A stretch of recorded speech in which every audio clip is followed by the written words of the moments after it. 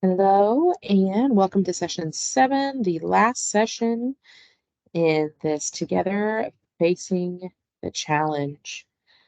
It's been a long month, but here we are, and I am so proud of you guys for barreling through. So, um, this next session is just essentially going to be talking about effective communication and ultimately taking care of yourself.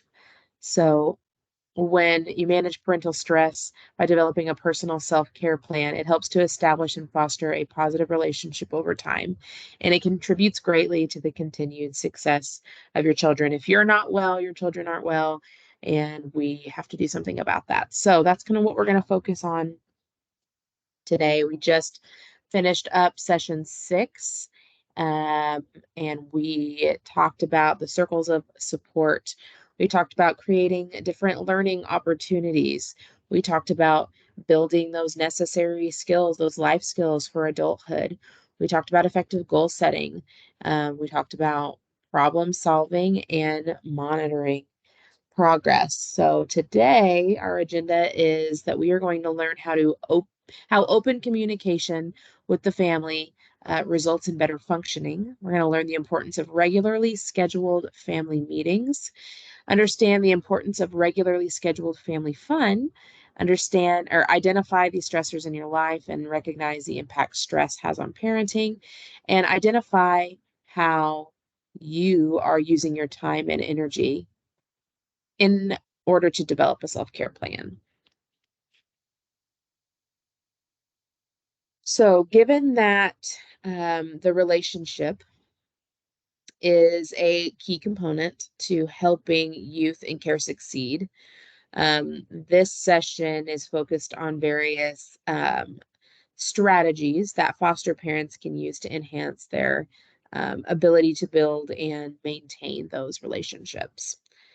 In addition, we're going to discuss the importance of taking care of yourself as a parenting strategy to enhance one's ability uh, to confront the challenges and meet the needs of the youth that we serve and care. Later on in this session, we will even get to enjoy a stress relieving activity that you can do on your own time and at home. So, findings from the Together Facing the Challenge team's earlier research suggested that there is a significant positive correlation between the quality of the relationship between the foster parent and the youth and the long-term outcome for youth in care. The better the relationship they have with one another, the better the outcome. In addition, for kids who remain in care for extended periods of time, which is more than 9 months usually, the quality of the relationship between the foster parent and the youth is a strong predictor of good outcomes. What does all of that mean exactly?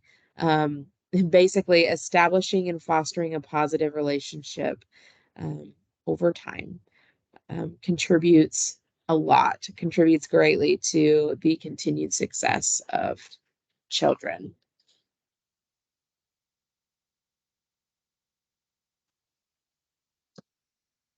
So, there is a lot of talk about the importance of family communication and what does that actually mean?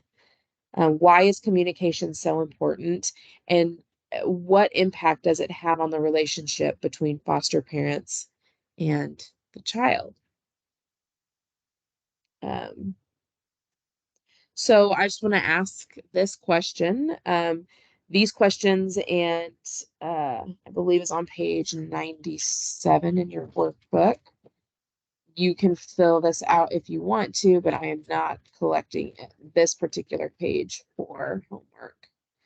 Yeah. So how often would you, and these are just, good things and good things to know about yourself and your family, but how often does the family sit down and discuss family issues?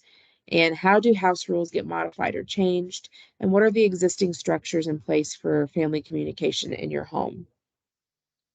Um, Definitely these are good questions to ask yourself, good questions to know, because regularly meeting in families and checking in with one another is important. House rules, set those expectations. And obviously, sometimes the structure and the dynamic of a home can change. And so sometimes house rules need to be modified. So, how often are you revisiting those and changing them? And what obviously structure and sets expectation, and expectation is always a good thing for everyone. So what kind of existing structures do you have in place for family communication in your home? So if you want to, you can fill out the form on page um, 97. We will probably talk about these things when we meet next, but um, families have both informal and formal mechanisms for communicating with one another. Some families utilize the family mealtime as the vehicle for individual family members to talk about their issues and their concerns about their day or whatever, while other families schedule, these separate intimate times to discuss these relevant topics. Um, which may include like those problem situations. Maybe this is where they would talk about their requests or their needs. So different structures work well for different families. But the important thing is to establish weekly family meetings in a format that works for everyone. It's important to make sure that all family members know how to access this communication structure when they need it, especially when they're new members of your household, right? So, as we mentioned in an earlier session, families today tend to have crazy schedules. So, establishing and or fine tuning these existing structures for communicating is one way to assist your families in being proactive and effective in their parenting role. So,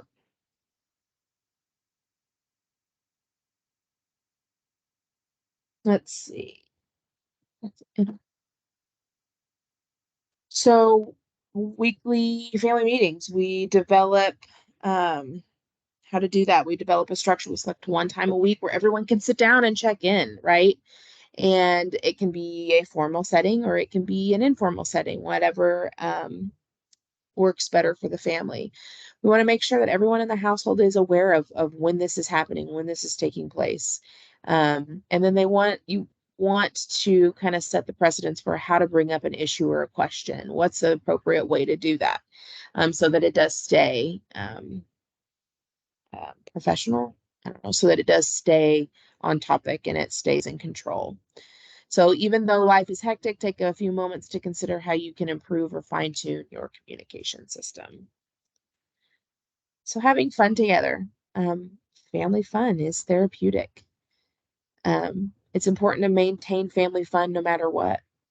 So, um, and we want to create a regular schedule to do those things, and we want to consider um, involving the youth in these selected activities.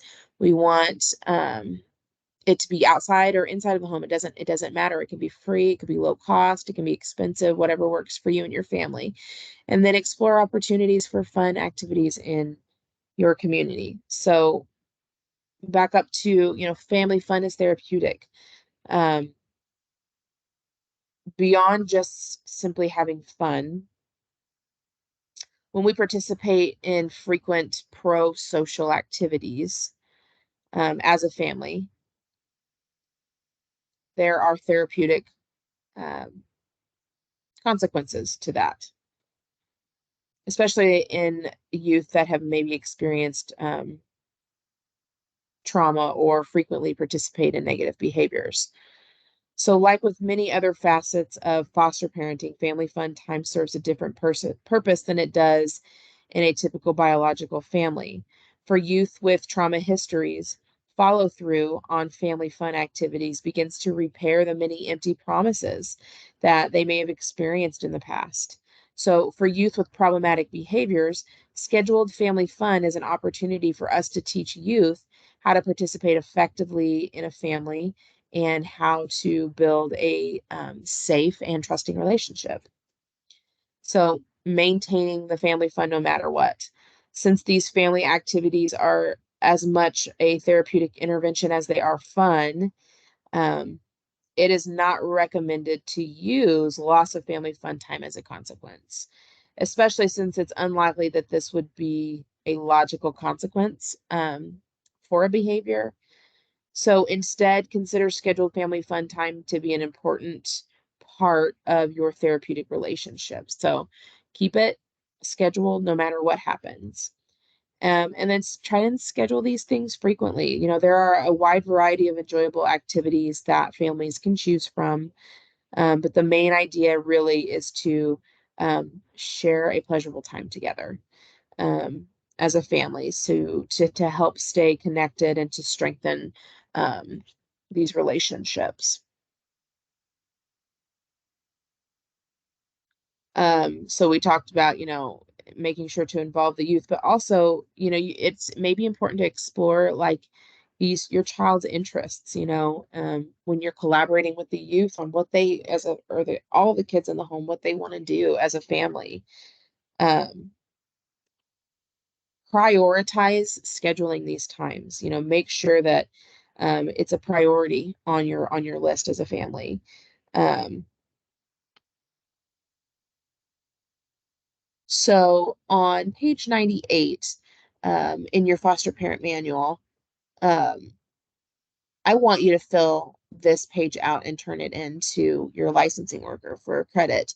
But brainstorm some group activities to create like a fun family bank. What are some things that you can do as a family? So, what are some things maybe your community offers? Um, you know, these can be varying costs, varying degrees of cost and time and commitment. So let me go turn to page 98 with you guys here.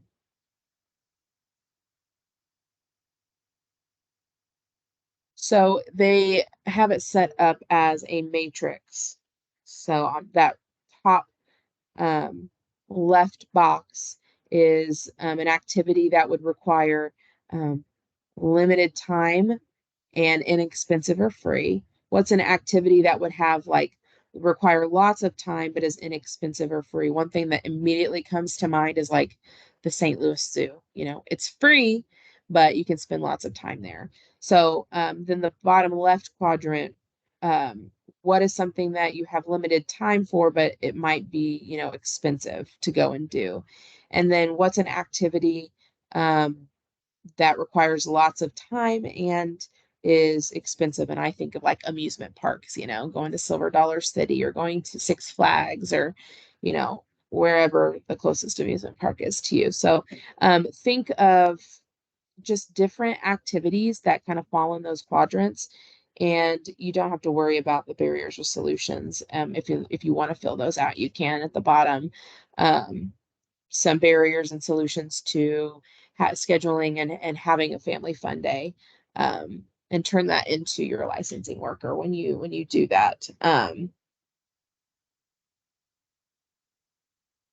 This might just be a nice tool to have and reference whenever you're trying to, you know, schedule something fun to do with your family.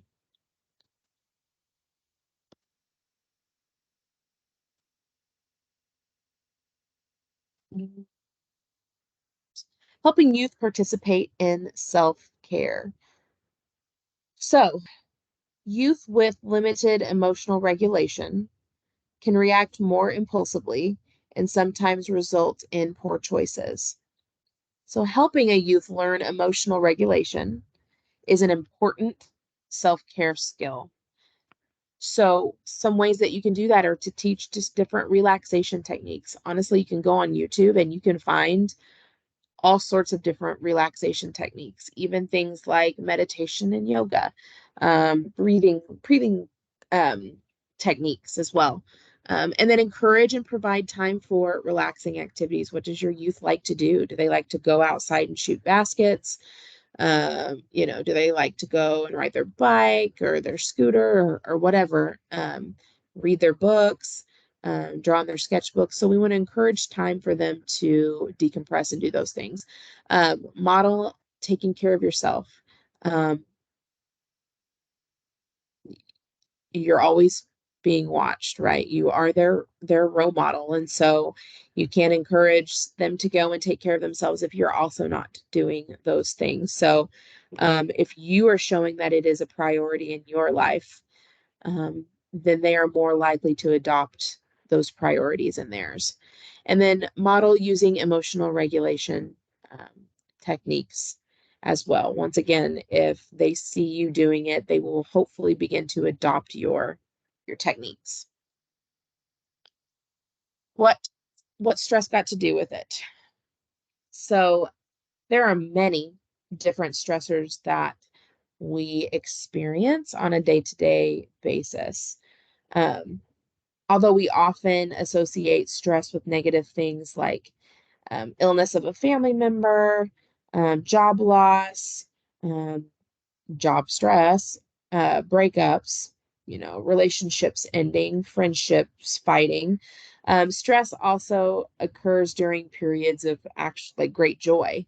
Um, Anyone who has ever planned a wedding, having a baby, starting a new job, these things are exciting, but um, a lot of times people will recognize that even these happy events tend to bring about a lot of stress. So there are also varying levels of degrees of stress we encounter, depending on the particular situation or event that precipitates the stressful response. So an example, we may get mildly distressed when we miss an appointment. We might get moderately stressed when our boss says that we need to redo a report that we just finished. And then we might get severely stressed over the recent death of a loved one. So stress comes from any change in our lives to which we have to make an adjustment. Um, when we accumulate a large number of these individual stressors, this can result in experiencing a high level of distress. Patience, time, skill, support, and love are some of the qualities that are needed to meet the demands placed on you in your role as a foster parent. Even in the best circumstances, parenting can be very stressful. And when foster parents are encountering a number of ongoing daily stressors, it can greatly impact the ability to effectively intervene with our kiddos. So, as foster parents, you face the added challenge of dealing with children that come to you at a very stressful time in their lives. Um, they've been removed from their family of origin. Often they have come from multiple placements before ever coming to your home. And unlike children that some of us have raised since day one, you've come to us with a history, some baggage, if you will, of their own. And one of the most challenging tasks for foster parents is the process of building a therapeutic um, alliance by providing a safe, nurturing, um, supportive, and structured environment. So, as you embark on this journey with your youth, um, you're more than likely, it's inevitable that you're going to encounter some roadblocks, some speed bumps. So during these times, it is common to experience a little bit more stress. So we are going to talk about different strategies for identifying and managing that stress.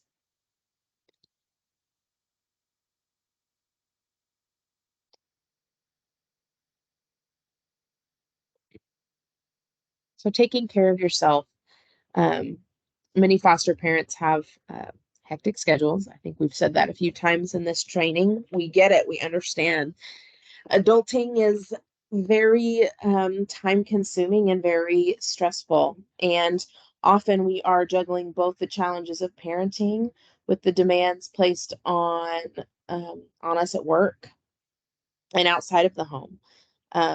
When additional stressors emerge, it is very easy to let yourself become consumed in this stress. So when this happens, usually the first thing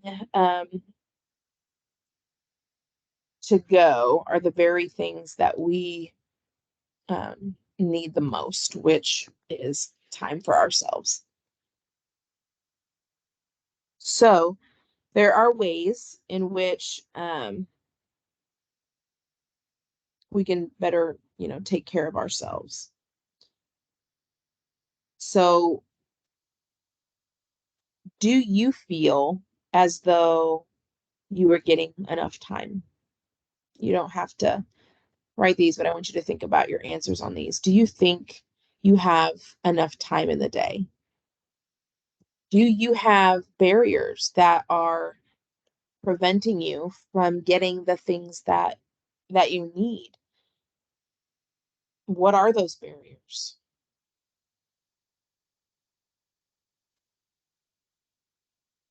And how can you expand your piece of the pie? This will be something that we'll do um, when we meet together.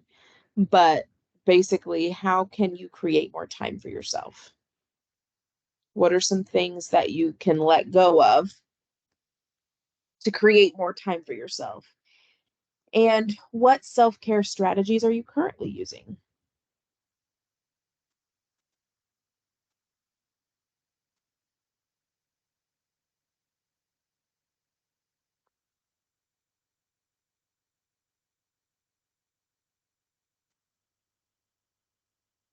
So, um, what strategies can we use to create more time for ourselves? Right? Like maybe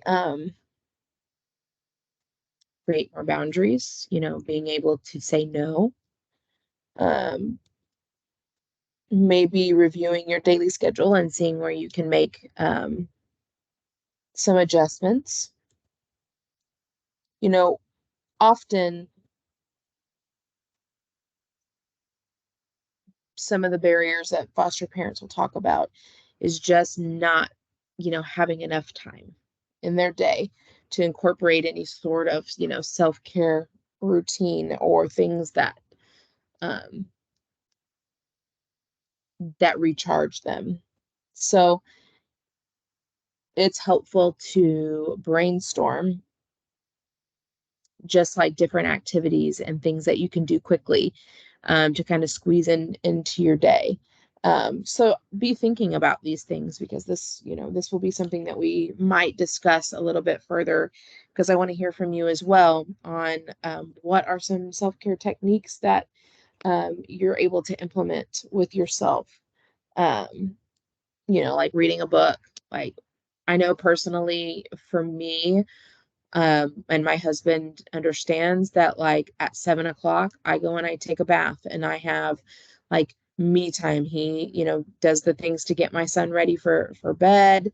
Um, and then I will take my bath and then I will come and put him to bed. So it's like a tag team effort. I have just recently started going back to the gym and making myself a priority so that I can feel better. So all of those things are ways that you can take care of yourself. So it's important that we choose activities um, that we identify as self-soothing um, and to claim the time needed to participate in them. Taking a 20 to 30-minute walk before preparing dinner each evening might be a strategy that will work for one, while another may prefer to schedule a time in the evening to take a bubble bath. Like we figure out what's going to work better for you and your time and your situation and at home and at work. So,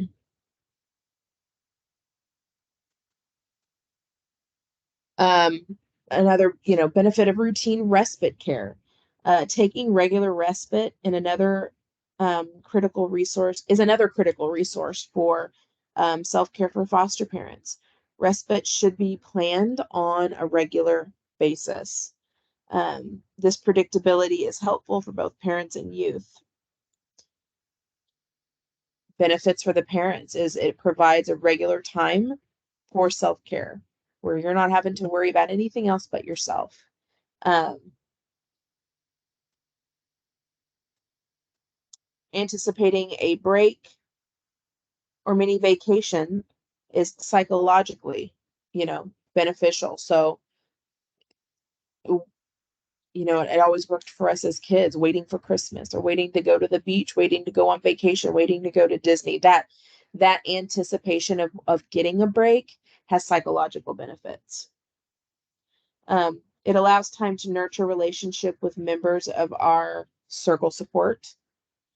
And building a relationship with regular respite family provides a new relationship in your circle of support too. So the benefits for youth is that it prevents respite from seeming like a sudden or emergency situation, which can be triggering and traumatic, obviously. The benefits for respite for youth is building a relationship with another set of foster parents. It expands the youth's circle of support. The anticipation of the visit with another family, it's like a little vacation for them. That can have psychological benefits. And then it allows youth a fun break from their regular foster parents, which can be especially beneficial for adolescents. We all remember our friends' parents seeming so much cooler, than our own. So being part of a regular routine, transitioning between homes is less likely to result in acting out or having behavioral problems. So definitely take advantage of respite care because there are proven benefits for both. And obviously, we want our youth to be successful.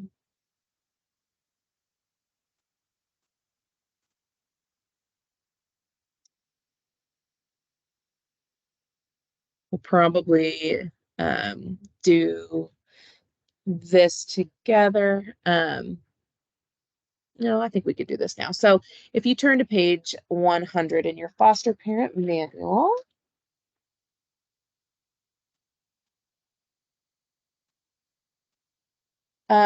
this will be something that you will turn in as well. But to just kind of fill out this page and figure out what activities you can use. You're going to create your own self-care plan. So activities to care for your body, to care for your mind. What are some things that you can do to care for your spirit? What are some activities that you can do to care for your relationships? And then I want you to fill out how often, when is this going to happen? Are you going to do this once a month, once a year, once a week? And then if there are any barriers to being able to complete those activities, what are those barriers and they, what do they look like? And are there any possible solutions to those? So this might take you a little bit to think about, but this will be something that I would like for you to turn in for credit, um, because I do think that it is so important. That we have a little bit of a self-care plan to be able to turn to when we need it. And we'll probably talk about this too when we meet. So, managing life stressors. One of the greatest challenges that foster parents face pertains to learning how to manage day-to-day hassles and stressors. How we balance what needs to be done now with what can be left for tomorrow is one way of thinking about how we manage our daily lives. How to feel more in control rather than feeling controlled by our life is another way to look at it. So oftentimes things are going along just fine, and then all of a sudden, everything just falls apart. When we have the opportunity to reflect back, we often identify warning signals that precipitated the problem situation. Um, Foster parents who don't take care of themselves on a regular basis tend to be more tired, have less energy, and this then negatively impacts their ability to be proactive in their parenting. On the other hand, foster parents who routinely make time to meet their own needs are much more likely to catch the small stuff that surfaces and deal with it before it just completely blows up and gets out of hand. So, in addition to warning signals or cues in the environment, it's equally important to keep in touch with our own internal cues that let us know just how we are feeling. Overall, the better that we are at handling stress, the more effective we'll be at delivering consistent, trauma informed, practice, including setting up a safe home environment, increasing a youth's sense of control, building a collaborative, trustworthy, and transparent relationship, and then setting up consistent limits. Um, through self-care, we have the opportunity to be much healthier individuals, while empowering ourselves to do our best work.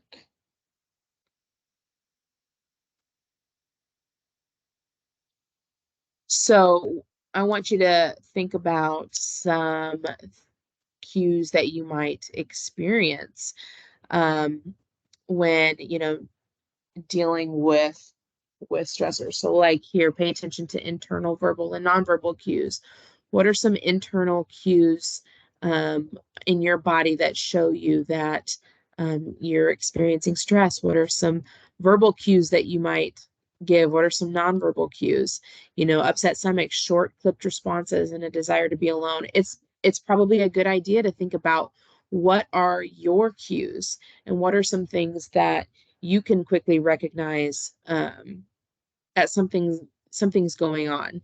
For me, like an upset stomach for me is exactly like if I am experiencing a stressful situation, that is an internal cue for me almost constantly. Um, and verbal cues, I tend to be very snippy and I can't understand like why. And then I'll notice that people don't really want to be around me, especially my husband. So these are just, it's good to be able to recognize the things that you're feeling and the things that you're doing to understand, hey, I need to take a moment. I need to probably um, reflect on or consult my self-care plan. I need to figure out how I can recenter myself. So by doing these things, these strategies will help you to be more effective um, as a foster parent, because you're able to, you know, be on top of things and catch things when they're small before they decide to blow up. So another strategy for coping with stressful events has to do with how we think about these situations. Something happens which triggers these certain thoughts, and these thoughts create feelings, and then we behave in the way we feel. So we talked about this a while back in a few sessions, but here's an example. Sam comes home from school, he throws his jacket and books on the floor. He leaves the front door open and doesn't respond when I call his name as he's headed up the stairs. What just happened and what am I thinking? So Sam knows that he's supposed to close the door and put his things away. He did this on purpose because he knew it would upset me, versus having the thought of, I wonder if Sam is feeling okay. This isn't like him to throw his books on the floor, to leave the door open and go straight upstairs. Like, um, though that is a better way to reframe your thoughts here. These are two very different thoughts about the very same situation. So the feelings which emerge from these thoughts will greatly vary depending on how we interpret the situation. Sometimes we may assume something without having all of the facts. I think we do that a lot. Um, the saying, ask, don't assume, is a good one to remember to prevent being misled in a situation. How you act in the moment will strongly be influenced by what you're thinking about the situation.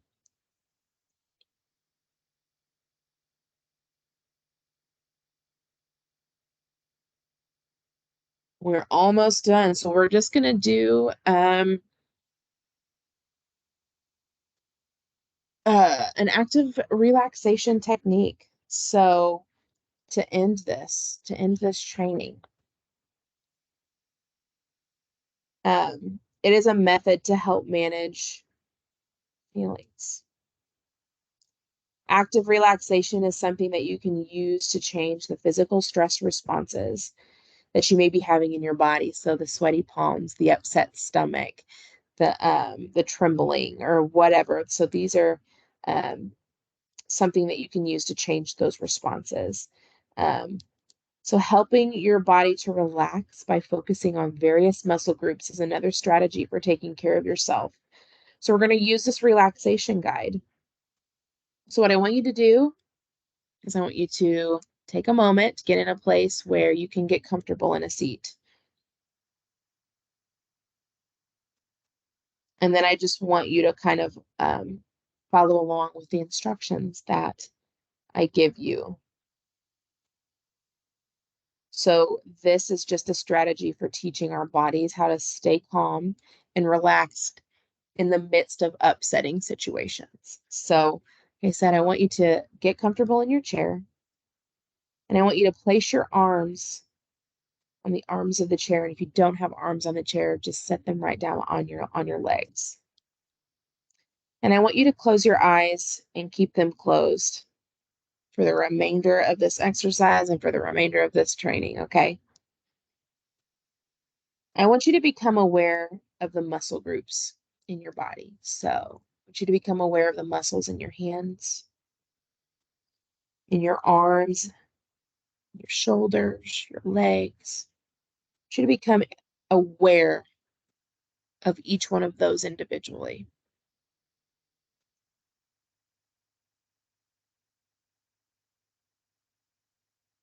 And then I want you to bend your arms at the elbow and make a tight fist with both your hands while tightening your biceps and your forearms. So tightening your whole arm. And you're going to hold it for 5 seconds. 1, 2, 3, 4, 5. And I want you to pay attention to the tension and relax. And pay attention to the relaxation.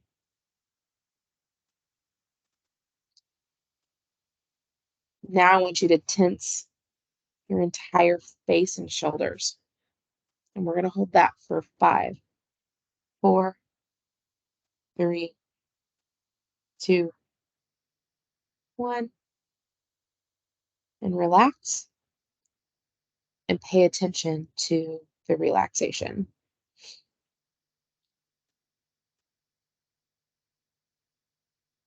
And then I want you to take a deep breath and arch your back. And I want you to hold that for 5 seconds as well. So take a deep breath and arch your back and hold for 5, 4, 3, 2, 1, and relax. And then take another deep breath. And I want you to hold out your stomach and hold that for 5 seconds. 1, 2, 3, 4, 5, and relax. Now, I want you to raise your feet off the floor while keeping your knees straight. So pull your feet and toes back toward your face and tighten the muscles in your shins and hold that for 5 seconds. 1, 2, 3, 4, 5, and then relax. Now curl your toes down towards the floor. Tighten your calves, your thighs, and hold that for 5 seconds.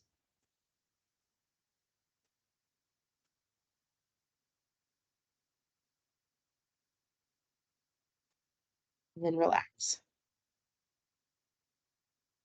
And then scan each muscle group in your mind and relax any tense muscles. And here's my favorite part. Now become aware of your breathing. Slow your breathing down as you breathe in and out.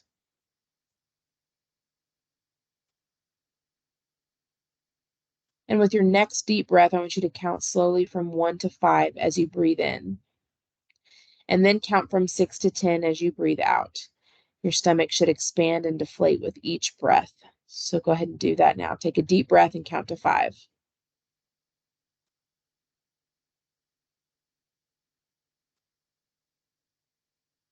and then count out 6 to 10.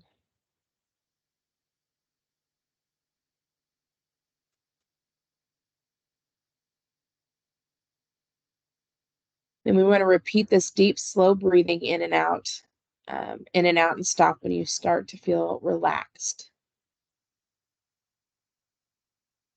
And then I want you to say the word relax to yourself about 20 times every time you exhale. Then gradually let your breathing return to normal and open your eyes. So the whole idea of this active relaxation is the tension and the release of tense muscles, and then becoming aware of your breathing. All of these things are exercises to help your body to kind of get back on track, because of this effects that stress has on your body, can be very negative, and I think we all know that. So by practicing these relaxation techniques, we're kind of forcing our body to get back into homeostasis. All right, you can open your eyes now if you haven't already, but that is session 7 wrap up. We learned about how to plan our weekly family meetings and how important they are to make sure that we are meeting regularly. We talked about family fun days and things that we can do to spend time together, whether that's a quick amount of time or a long amount of time, or whether it costs money or it doesn't. But it's important to schedule that as a family and actually engage in that together and keep it. Talked about youth and parent self-care, and we talked about taking respite when needed, and that self-care is beneficial for you, but as the youth watches you take care of yourself, they are more likely to adopt that as well. And overall, when we're taking care of ourselves and we're happier and we're less stressed, we're able to build on relationships and we're able to focus on relationships, which is ultimately the main thing to help a youth in care to be successful, and to come out of the other side of this successful and regulated and contributing members, right? So thank you so much for engaging um, in these videos and watching these videos. We will meet one more time, and I look forward to chatting with you about self-care. I'd love to hear all of your wisdom and knowledge on self-care, and give me some ideas. And I would love to celebrate completing this training. So I will talk to you guys soon. Thank you so much.